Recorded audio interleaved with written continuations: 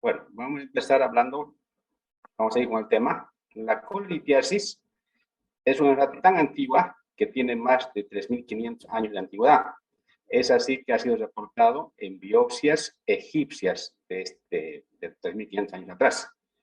En Estados Unidos tiene la incidencia de 10 al 15% en la población adulta. Y en Sudamérica, en Perú, que han hecho trabajos, es del 13.5%, y en Chile 35.2%. En Estados Unidos cada año se realizan 700.000 colestectomías, en realidad es bastante la casuística, y una de las complicaciones de la colestectomía es la diarrea crónica. Y la descripción de la misma data más de 50 años. Justamente les decía que es tan antigua esta patología, pero muy poca estudiada. Respecto a la casuística de la litiasis vesicular, hemos hecho un pequeño estudio justamente de noviembre del 2021 a octubre del 2022. Hemos hecho 710 pacientes de ecografía, de los cuales 455, que es el 64%, eran del sexo femenino y 255, que hace 36%, eran de sexo masculino. ¿Qué hemos visto? De 710 ecografías, 159 pacientes tenían litiasis vesicular, que corresponde a un 22%. Esto correspondería justamente a cifras en la parte privada de Montero, que corresponde a Santa Cruz. De estos 159 pacientes que hemos visto, 110 pacientes, que equivale al 69%, eran del sexo femenino y 49 pacientes, que corresponden al 31%, eran del sexo masculino. Es decir, que de 159 pacientes, 23 pacientes tendrán diarrea crónica post-colecistectomía. El grupo etario de estos pacientes tenemos, fíjense que hay de 10 a 19 años, el paciente más joven que hemos visto es de 12 años, y en todos los grupos etarios prácticamente predomina el sexo femenino. Ahora esto llama la atención, prácticamente en todos los estudios he visto yo, que las mujeres predominan en cualquier patología. Ahora esto puede ser secundariamente a que las que más consultan son las mujeres. Respecto a la epidemiología, la definición clínica de la diarrea post-colecistectomía es la presencia de 3 o más deposiciones diarreicas al día durante más de 4 semanas, en ausencia de otra etiología. Como ya la doctora Valdivieso ha mencionado, la cantidad de patologías que pueden ocasionar diarrea crónica. Su incidencia se estima entre 12 y 17%. En un estudio de 98 pacientes, mayor asociación en pacientes con edad menor de 50 años. Y la concomitancia del género masculino, obesidad y tener menos de 50 años confiere un riesgo mayor de 26.1% veces de padecer la entidad. Acá, sobre todo en el oriente boliviano, cada día tenemos más pacientes que están entrando justamente a la obesidad, que tienen un índice de masa corporal mayor al 30%. Y aparte que están asociados muchos pacientes a diabetes mellitus. Este es un estudio que ha sido publicado en una revista chilena. Se encuestó a 100 pacientes. Este es un estudio que se ha hecho de diciembre del 2014 a marzo del 2015. Y este estudio ha sido por llamadas telefónicas, o sea, ha sido un estudio retrospectivo. Y la prevalencia global de diarrea post-colecistectomía fue del 35%. La prevalencia de pacientes con diarrea prolongada fue del 15%, y en el grupo con diarrea prolongada se observó resolución completa del 57% de los pacientes, en un plazo promedio de 99 días a 29 días. Los pacientes con colelitiasis asintomática relataron una menor frecuencia de diarrea posterior a la cirugía. Es decir, que los pacientes que no tenían sintomatología y aún así se han operado han sido los que menos han tenido diarrea post-colecistectomía. Lo interesante que refieren los pacientes con diarrea post-colecistectomía prolongada no consultaron ni solicitaron tratamiento para la diarrea. tienen un fenómeno de aceptación del síntoma por parte de los pacientes y en la mayoría de los casos es entendido como algo normal y pasajero, por lo que no buscan ayuda hasta que el síntoma sea muy persistente en el tiempo o muy intenso. Esto es muy importante tomar en cuenta porque de pronto los pacientes lo toman como algo normal, tener diarrea después de ser operados de una colecistectomía. Yo he estado conversando con los cirujanos, que son los que más ven los pacientes operados, y les he preguntado si normalmente consultan los pacientes después de una cirugía por diarrea. Efectivamente, ellos dicen que sí consultan, pero como decíamos en un momento, no lo toman con mucha relevancia a su patología. Y obviamente cuando ya pasan las 4 semanas, recién derivan a un especialista. Para entender un poquito la diarrea post-colecistectomía, debemos recordar justamente la circulación enterohepática de ácidos biliares. Los ácidos biliares se sintetizan en el hígado a partir de colesterol. Se secretan en el duodeno a través del árbol biliar, emulsionan las grasas en el intestino delgado y facilitan su absorción. Se reabsorben en el ilion terminal por receptores específicos y regresan al hígado por la circulación venosa portal. La circulación enterohepática de los ácidos biliares ocurre 4 a 6 veces al día. En cada ciclo se reabsorben el 95% de los ácidos biliares. Solo el 5% alcanzan el colon. En el colon, los ácidos biliares primarios, como el ácido cólico y el ácido desoxicólico, se desconjugan e hidroxilan por enzimas bacterianos, resultando en ácidos biliares secundarios, como el ácido litocólico y el ácido decólico. Esta es una clasificación por mecanismos de producción. Y hace un momento nuevamente, en la anterior conferencia ya lo dio con mucho detalle, y solamente nos vamos a referir a la diarrea mal absortiva, justamente que es por mala digestión, como la insuficiencia pancreática exócrina, el sobrecrecimiento bacteriano del intestino delgado, y justamente acá por sales biliares, que está remarcado con verde, que nos corresponde a Es una clasificación de diarrea por mala absorción y ha sido dividida justamente en 4 tipos y la primaria justamente son más por alteraciones genéticas. El tipo 2 existe un compromiso de ilion distal, como la enfermedad de Crohn, resección ileal, enteritis inducida por radiación. Y el tipo 3 es por aumento de las concentraciones de los ácidos biliares. Hay el tipo 3A, que es por aumento de la síntesis, que es ocasionado por la metformina. Por eso que es importante incluso ver como antecedentes un paciente que es diabético y de pronto empezó a tomar metformina y tuvo diarrea, hay que pensar que la metformina está ocasionando justamente un aumento de la síntesis de los ácidos biliares. Y el tipo 3B es por aumento de aporte. Eso es justamente lo que se ocasiona en los pacientes que son colecistectomizados, también la celíaca, diabetes mellitus y pancreatitis crónica, y el sobrecrecimiento bacteriano de intestino delgado. El tipo 4 es una causa idiopática donde no se ha encontrado la causa. Mecanismos de la diarrea por ácidos biliares. La acción de los ácidos biliares en el colon, ¿qué provocan? Provocan porque estimulan secreciones de los aniones, estimulan la secreción de agua, estimulan la motilidad y por lo tanto hay aumento de la sensibilidad visceral.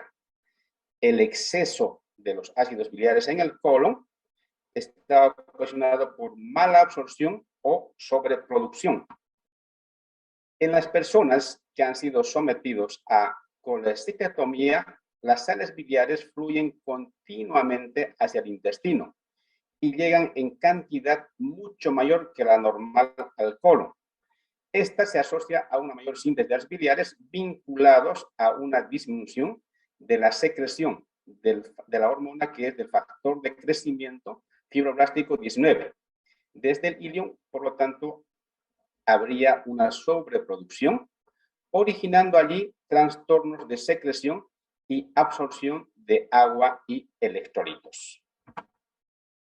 Esto es un cuadro que representa justamente la fisiopatología, donde se ve a nivel de los enterocitos, hay un receptor faneroide que hace que haya una disminución del factor de crecimiento fibroblástico 19 en la sangre venosa portal, lo cual va a hacer que exista una absorción disminuida de los ácidos biliares, por lo tanto, va a haber un aumento del ácido biliar en el colon.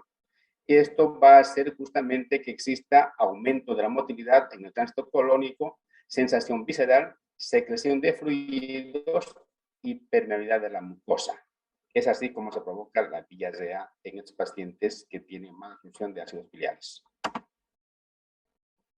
Hace un momento mencionaba que un trabajo que ha sido publicado en una revista chilena han hecho un cuadro, o sea, cuestionario aplicado por vía telefónica. Ha sido un estudio retrospectivo donde prácticamente se les preguntaba a los pacientes si padecía de diarrea previo a la cirugía, con qué frecuencia diaria o semanal tenían, si padecía de diarrea luego de la cirugía, con qué frecuencia diaria o semanal tenían, cuánto tiempo duraron sus síntomas, y así ha habido un sinfín de preguntas que realmente ha ayudado para llegar a este tipo de diagnóstico. También ha habido características de la diarrea post-colecistectomía. Entonces acá se ha tomado en cuenta el tiempo de la duración de la diarrea. Si era de 0 a 7 días, de 7 a 28 días o más de 28 días. Y acá se ve un cuadro donde prácticamente nos demuestra la duración de los días, pero tomando en cuenta el sexo masculino y femenino, donde no ha habido una gran diferencia. El cuadro clínico, sobre todo, debe establecerse el antecedente claro de colecistectomía. La duración de la diarrea es superior a las 4 semanas, diarrea crónica, dolorosa y acuosa, y justamente corresponde al tipo 7 de la escala de Bristol. Necesidad urgente de ir al baño, incluso pueden tener accidentes porque tienen incontinencia fecal algunos pacientes. Numerosas evacuaciones intestinales al día, a menudo durante toda la noche, es lo que justamente diferenciaría esos pacientes que tienen posiblemente síndrome irritable, que no correspondería a otra patología. La diarrea es de mal olor, de aspecto amarillo, graso. Algunos pacientes manifiestan tener bastante cantidad de gases, tienen dolores abdominales en forma difusa y la hinchazón es moderada a severa. En el diagnóstico diferencial, hace un momento comentábamos que es importante interrogar para descartar otras posibles causas de diarrea crónica, como los medicamentos, la metformina, diarrea de tipo colítico, la cual se sospecha clínicamente cuando hay diarrea con moco o sangre, así como también otras causas de diarrea crónica. En pacientes con diarrea crónica es importante considerar la posibilidad de diversos factores determinantes, como la depresión o estado de agotamiento nervioso, la hipovitaminosis 12 o deficiencia del ácido fólico, que generan el llamado escruda tropical, que es justamente frecuente en lugares tropicales. La enfermedad celíaca o enteropatía por gluten también es importante pensar y diferenciar, y la mala absorción de lactosa, la presencia de bacterias o parásitos patógenos en el contenido intestinal. Acá, por lo menos en el oriente boliviano, tenemos bastante parasitosis y personas que tienen giardia lamblia. La colitis microscópica u otras lesiones colónicas. Después de un adecuado enfoque clínico, una endoscopia digestiva alta, es importante hacer biopsias del bulbo o de la segunda porción del duodeno y una colonoscopia con biopsias de colon y del ilion, aunque no se encuentren alteraciones macroscópicas como en los pacientes justamente que tienen colitis microscópica. El diagnóstico también se hace por laboratorio, que esto no hacemos en nuestro medio y son muy pocos lugares donde hacen. Justamente la demostración de mala absorción de ácidos biliares es difícil y clásicamente se han utilizado exámenes. Uno, el test respiratorio con glicocolato marcado con carbono 14. En esta prueba se ingiere el glicocolato marcado con carbono 14 con una comida estándar. Las bacterias rompen el enlace entre la glicina y el ácido fólico, se absorbe la glicina y se metaboliza a nivel hepático, con la posterior exhalación del dióxido de carbono en el test de aliento. Se evalúa cada hora por 6 horas. La otra prueba es la evaluación de glicocolato marcado con carbono 14 en la materia fecal de 24 horas, la cual se recolecta y se realiza combustión para crear dióxido de carbono. Ambos estudios son bastante caros y exponen al paciente a radiación. Hay otro estudio que es una prueba en la cual se administra una cápsula que contiene una pequeña cantidad de ácido taurocólico marcado con selenio 75.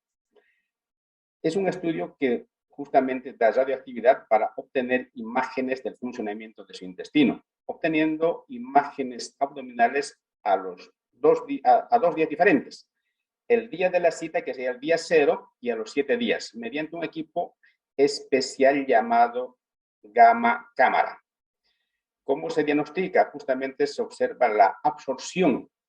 Si es de 10 a menos 15, es leve. Si es de 5 y menor a 10, moderada, y menos de 5 sería severa la patología. El tratamiento es la colestiramina. Es un inhibidor de la absorción del ácido biliar, disminuye las concentraciones séricas del colesterol hasta un 28%, es una resina de polímero catiónico que se enlaza de forma no covalente a ácidos biliares, excretándolos por las heces. Pero ¿cómo actúa? Son secuestradores de los ácidos biliares, tienen carga muy positiva, que se ligan a los ácidos biliares que tienen carga negativa. Ante su gran tamaño molecular, las resinas no se absorben por las heces y se secretan los ácidos biliares ligados. Es así como actúa la colestiramina en el paciente. Su farmacocinética. Este medicamento viene por vía oral, por lo menos se encuentra, acá en Bolivia no hemos encontrado, y he preguntado particularmente en varias farmacias grandes y no hemos encontrado. Algunos pacientes han hecho traer de Argentina, como este Questran.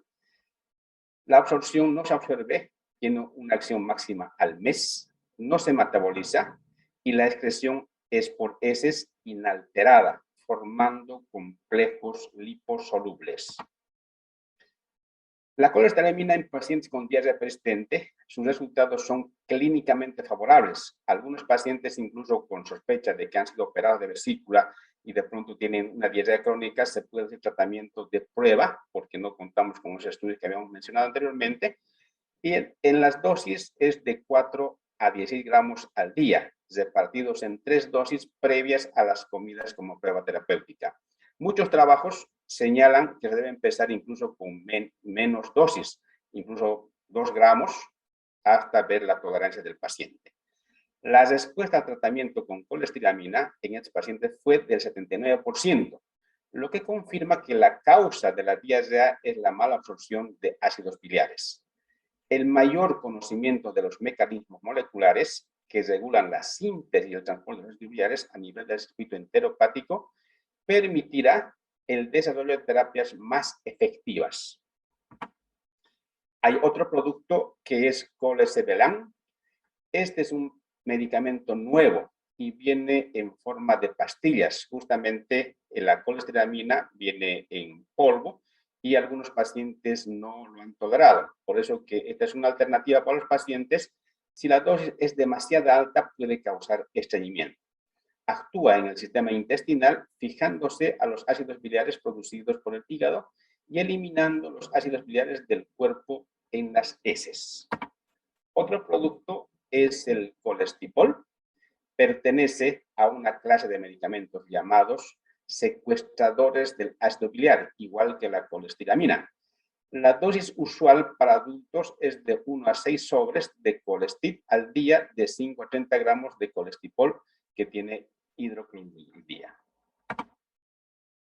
Acá se menciona otro medicamento que es el sucalfato, pero fíjense que tiene un nivel de evidencia 4, porque los estudios no lo demuestran como un buen tratamiento, y el grado de recomendación prácticamente es D, no es recomendado. Pero ¿qué pasa?